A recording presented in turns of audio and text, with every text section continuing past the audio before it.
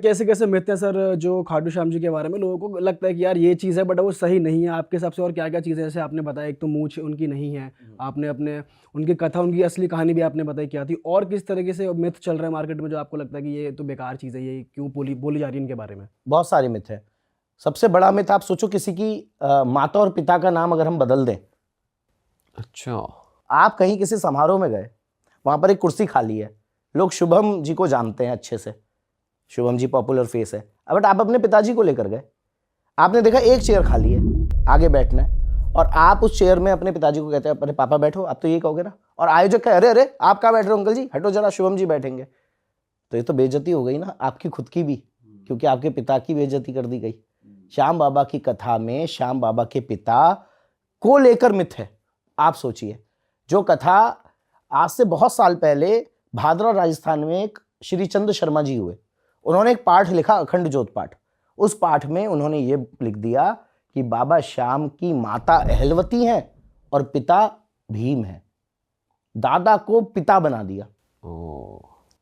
ये कितना बड़ा मिथ है। और आज भी कीर्तनों में अब जाकर मेहनत रंग ला रही है बहुत सारे श्याम प्रेमियों की, कि हम कीर्तनों में जयकारे सुनते हैं मौरवी के लाल की जय, बट वो अखंड ज्योत पाठ इतना वायरल हुआ, लोगों ने जा जाके घरों में लोगों की वो किताबें पहुंची, क्योंकि वो पोएटिक था, उसपे कविता थी। जैसे आप रामायण जब पढ़ते हैं तो आप एक लय में पढ़ते हैं, तो वो लय में चल रहा था, तो वो इतना पॉपुलर हो गया कि लोग कहते थे अहलवती के लाल की जय। अहलवती नाम की कोई पात्रा थी ही नहीं। अगर आपका क्वेश्चन है कि मिथ क्या है, इससे बड़ा मिथ क्या होगा? मौरवी उनकी माता का नाम है और घटोत्कच उनके पिता का नाम है। घटोत्कच भीम के बेटे हैं। और एक कवि ने स्टोरी लिख दी इनकी, जिसको आज भी लोग एक्सेप्ट कर रहे हैं। कलकत्ता में तो ये अखंड ज्योत पाठ बहुत ज्यादा वायरल है।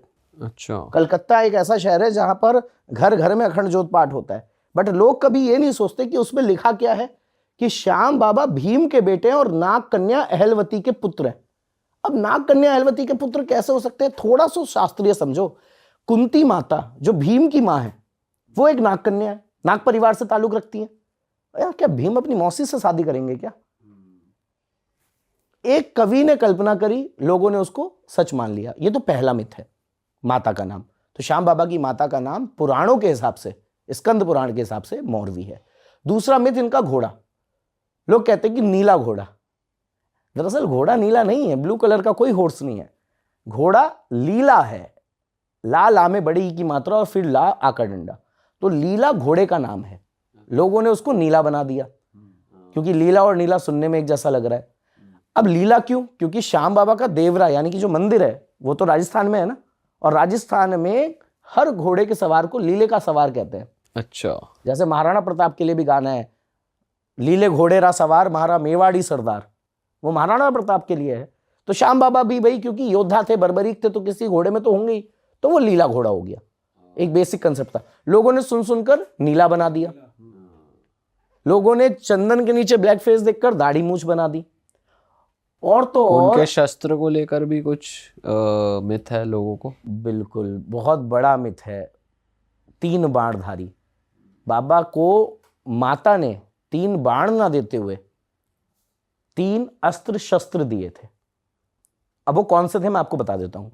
2 अक्षय तरकश, ये स्कंद पुराण के अकॉर्डिंग है। अक्षय तरकश मतलब जिससे कभी तीर खत्म ही ना हो। अक्षय मतलब कभी खत्म ना होने वाला, तरकश हमेशा तीरों से भरा रहेगा।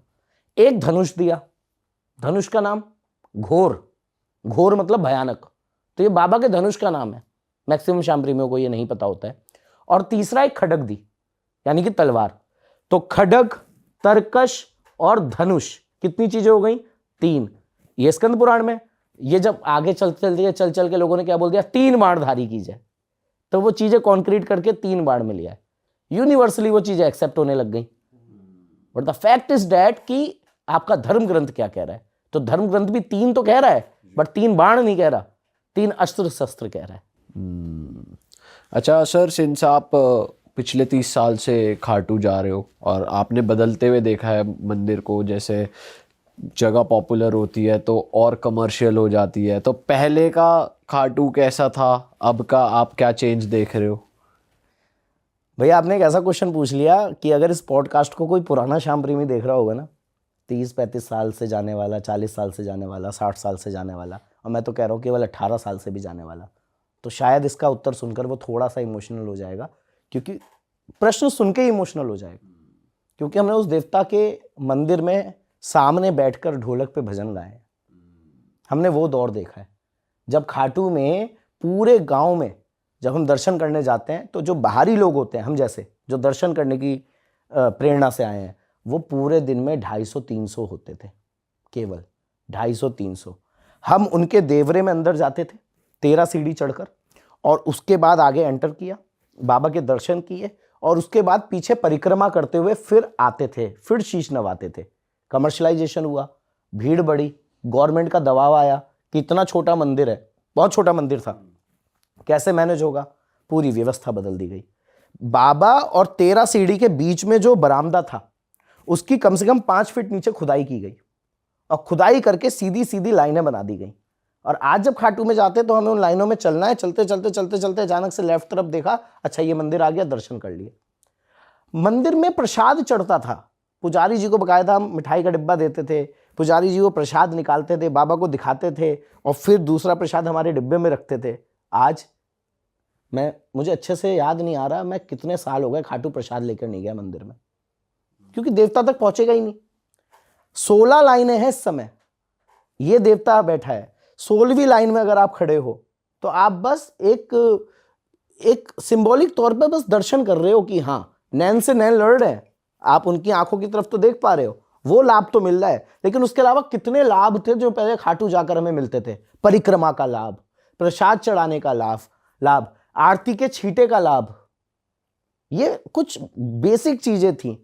और तो और देवता जब कोई बैठे हैं, आप देखिए ना परसों के अखबार में कितनी भयानक खबर थी, एक प्रेमी होने के नाते मेरे तो रोंगटे खड़े हो गए कि मंदिर के पुजारियों के विवाद में बाके बिहारी जी का भोग नहीं लगा एक टाइम का वृंदावन में।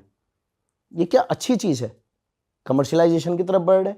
तो पहले खाटू में बाबा का मंदिर बंद हो जाता था 11 बजे, रात को 10:30 बजे, सुबह 5 बजे उठता था, खुलता था, दोपहर में बंद हो जाता था 12:30 बजे, लगभग 4:30 बजे खुलता था। और पुजारी क्या बताते थे कि भाई ये बाबा के रेस्ट का समय। 5 बार श्रृंगार बदलता था, भीड़ बढ़ी, सब बंद हो गया। सैटरडे नाइट को बाबा पूरी रात जाग रहा है, मंदिर खुला हुआ है, किसके लिए? मंदिर की व्यवस्थाओं में बदलाव किसके लिए? हम कलयुगी इंसानों के लिए। वो जो देवता हैं जिनके एक चरण थे, मतलब बाबा सैटरडे नाइट को बाबा नहीं जागेगा कि सैटरडे नाइट को ज्यादा भीड़ है तो बाबा को पूरी रात जगा दो, बाबा सोएगा नहीं। फिर संडे को पूरा जगा हुआ है, और जो 3 घंटे 4 घंटे दोपहर में मंदिर बंद होता है, वो संडे को कैसे बंद होता है? पर्दा लगा, खोल दिया, 1 सेकंड का रेस्ट। तो ये बदलाव आने वाले समय में प्रलयंकारी होने वाले हैं, क्योंकि हम लोग बेसिक कंसेप्ट को ही बदल दे रहे हैं। अरे वाह, आपने ये वीडियो यहाँ तक देख ली भाई, तुमने हमारी मेहनत सफल कर दिया, तुम ही लोग हो असली रियल हिट। और अगर आपको बहुत मज़ा आ रहा है ऐसी क्लिप्स में, ऐसी वीडियोस में, तो फटाफट जाइए प्लेलिस्ट पे बिंज वॉच कीजिए और सारी वीडियोस देख डालो और मौज काटो। That is it. हम मिलेंगे नए पॉडकास्ट में, नए क्लिप में। Till then bye bye, see you, take care, do subscribe.